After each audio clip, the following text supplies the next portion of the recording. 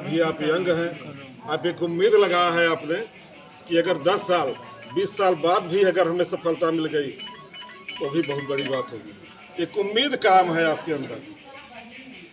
एक लाइन बोलना चाहता हूँ जो आप सोचते हैं उसके बारे में ज़्यादा समय नहीं लूँगा। उम्मीद का दिया इसी प्रकार दिल में जलाए रखना, दलदल में भी पांव जमाए रखना, रुक सकता है चलनी में भी पानी, बर्फ जमने तक आंसू बहाए रखना। तो यही आस आपके मन में है, आपकी सारी इच्छाएं पूरी होगी। मैं चाहता हूं कि बहुत ज़्यादा समय न लेते हुए आपको आमंत्रित करूं। आपसे भी निवेदन करता हूं कि समय का ध्यान रखते हुए आप कम समय में अपने विचारों को रखें। आइए डॉक्टर साहब।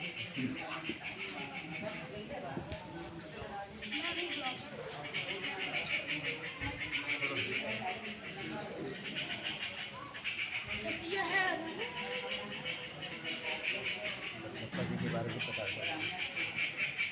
सर्वप्रथम मैं माता जी के चरणों से समर्पित करते हुए परमात्मा से प्रार्थना करूँगा, परमात्मा माता जी के चरणों में स्थान प्रदान करें और इस परिवार को इस दुख की घड़ी करने की शक्ति प्रदान करें। जैसा कि आप सभी लोग जानते हैं, वरिष्ठ समाजसेवी स्वर्गीय बाबूजी श्रीधारी प्रजापति पत्नी माता जी स्वर्गीय मनोरमा देवी जी का श्रद्धांजलि सभा का कार्यक्रम आज आयोजन किया गया है। उनके पुत्र अश्विनी जी के अनुरोध पे हम सभी लोग यहाँ पर आज उपस्थित हुए हैं। इसमें जो जीवन मिला हुआ है, जीवन का उद्देश्य होना चाहिए कि हम कुछ ऐसा करके जाएं कि हमारे आने वाली पीढ़ियाँ, आने वाला समय जो है हमें न भूल पाए। जैसे कि हमारे महापुरुषों ने समाज और देश के लिए जो भी अपने योगदान दिए हैं देश में, हम और आप उनका गुणगान करते हैं, उनकी जयंती में पुण्य मनाते हैं। बाबूजी श्रीधारी जी यह विद्यालय का निर्माण करके आज इस दुनिया में नहीं है, लेकिन जब तक यह नींव पड़ा रहेगा तब तक उनकी यादें हमें और आपसे जुड़ी रहेंगी। और जितने बच्चे इस विद्यालय से पढ़ के गए हैं तो बाबूजी को याद करेंगे। ठीक इसी प्रकार से हमारा और आप सबका, जितने भी हमारे भारत देश के भाई हैं, सबका मूल अधिकार है कि हम सभी लोग समाज और देश के लिए कुछ करें। ये आपका जन्मसिद्ध अधिकार है, इसे हमें और आपको भूलना नहीं पड़ेगा। और हमें हताश भी नहीं होना है कि हमने इतना प्रयास किया, इतने कम लोग आए। हम देखते हैं कि कार्यक्रम होता है तो लोग, अगर भीड़ कम रहती है, जनता कम रहती है तो लोग हताश हो जाते हैं। तो हमें हताश नहीं होना है। हमारे पास ऐसे बहुत सारे उदाहरण हैं, जितने हमारे महापुरुष हुए हैं आज इस दुनिया में नहीं हैं। उन्होंने जब अपनी क्रांति की नींव डाली थी, अपने जो है कि संस्था की नींव डाली थी, उसमें 2 लोग 4 लोग 5 लोग हुआ करते थे, कार्य करते थे तो 10 लोग होते थे। लेकिन आज लाखों की भीड़ चलती है। आप जानते हैं कि जब कुंभ में समुद्र मंथन हुआ था समुद्र में, तो उस समय दानव और मानव 2 ही लोग थे।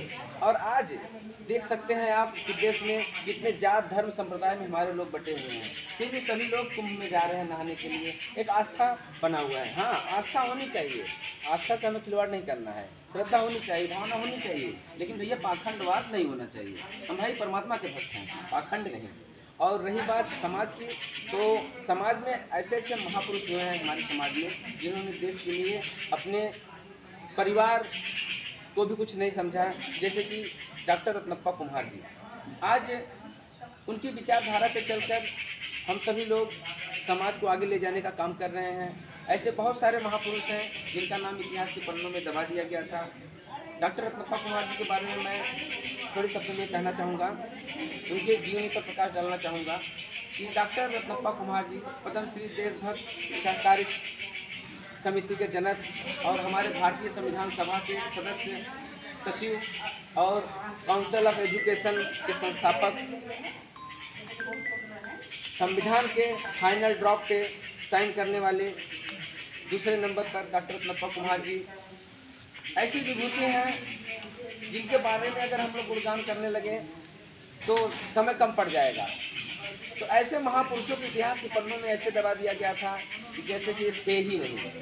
लेकिन जब हम महाराष्ट्र जैसे प्रदेश के कोल्हापुर ज़िले में उनके गांव निमसिर जब गए तो पता चला कि ऐसे विभूति थे जिन्होंने देश के लिए अपने मित्र बांगल देसाई और खोपे साहब के साथ मिलकर जिस प्रकार से काकोरी कांड हुआ था, उस प्रकार से उन्होंने वहाँ पर एक जेजोरी कांड किए थे।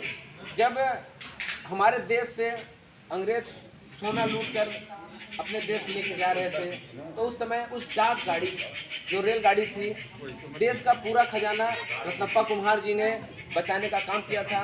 हालांकि यह कांड इसलिए नहीं हाईलाइटेड हुआ क्योंकि इसमें रत्नप्पा जी इतने सूझबूझ और इतने माइंडेड आदमी थे कि इन्होंने वहाँ किसी भी प्रकार का जो है सामाजिक और अपने देश के लोगों का कुछ नुकसान नहीं होने दिया, और इसी कारण से इस कांड को दबा दिया गया था। डाक गाड़ी का कांड जो था, उसमें जितने हमारे देश में सोने की चिड़िया कहा जाता था, आप लोग जानते हैं कि अंग्रेज लूट कर लेकर चले गए। आज हमारे देश की स्थिति परिस्थिति हो गई है। आज़ादी के 75 साल बाद भी आज तक हमारी आर्थिक स्थिति हमारे देश की नहीं सुधरने की नाम ले रही है।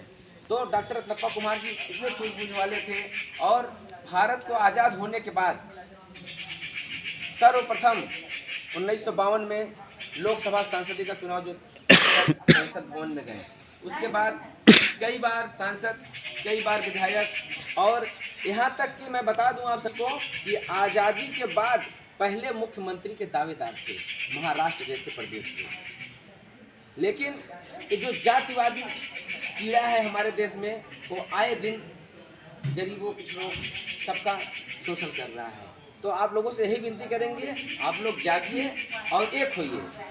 सीधे शब्दों में कहना चाहूँगा कि बटोगे तो भैया कटोगे। अब बटना नहीं है, चाहे जिस प्रकार से आप जिस लायक हैं उसी प्रकार से समाज से, देश से, लोगों से जुड़ कर रहें, एक होकर रहें, और अपने समाज के लिए जितना हो सके आप सभी लोग करें।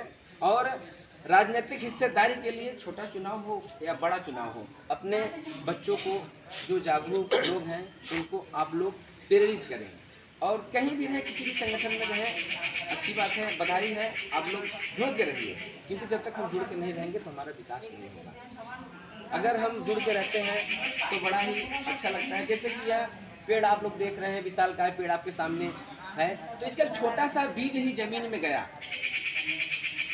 छोटा सा बीज आज जमीन में गया, त्याग, तपस्या, संघर्ष किया, और आज एक वृक्ष बन के तैयार है।